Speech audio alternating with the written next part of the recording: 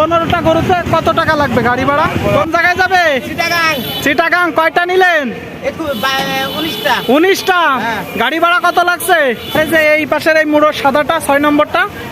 যশোর চৌগাছার গরুর হাটে আসছেন গরু নিতে। নাম কি কাকা?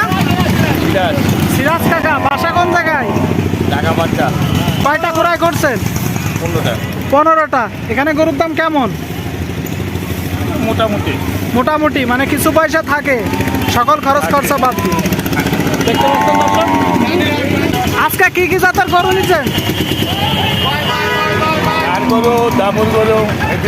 এ কি ফার্মে যাবে না কাটিং? মাংসের গরু তাই তো?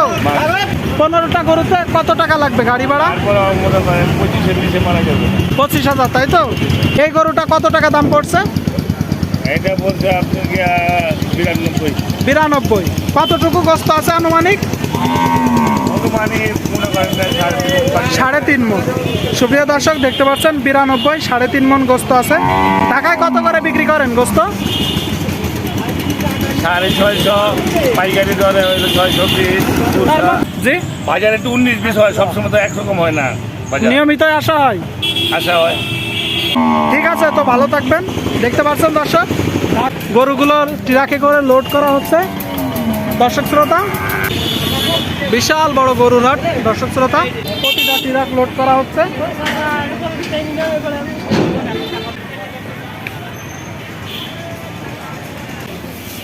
কি ঢুকে গেছেন মাঝে? আচ্ছা বেরোন বেরোন।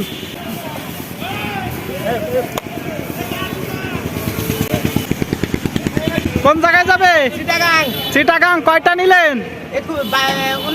19টা। গাড়ি ভাড়া কত লাগছে? গাড়ি ভাড়া 30,000। এগুলো তো সব দেখতে বিশাল বড় বড় ষাঁড় গরু।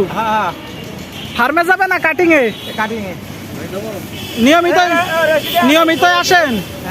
হাটটা নামান, আসামিরা হাত উঁচু করে রাখে।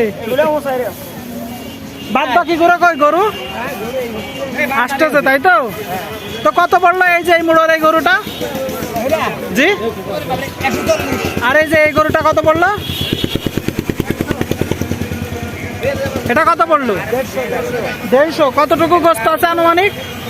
হ্যাঁ, 5.5 মণ। আর এই যে এই পাশের এই মুড়োর সাদাটা 6 নম্বরটা 1.5 লাখ তাই তো? দেখতে পাচ্ছেন দর্শক। তো মোটামুটি এই যে 25, কয়টা গরু নেবেন? 19টা। ঠিক আছে, তো ভালো থাকবেন।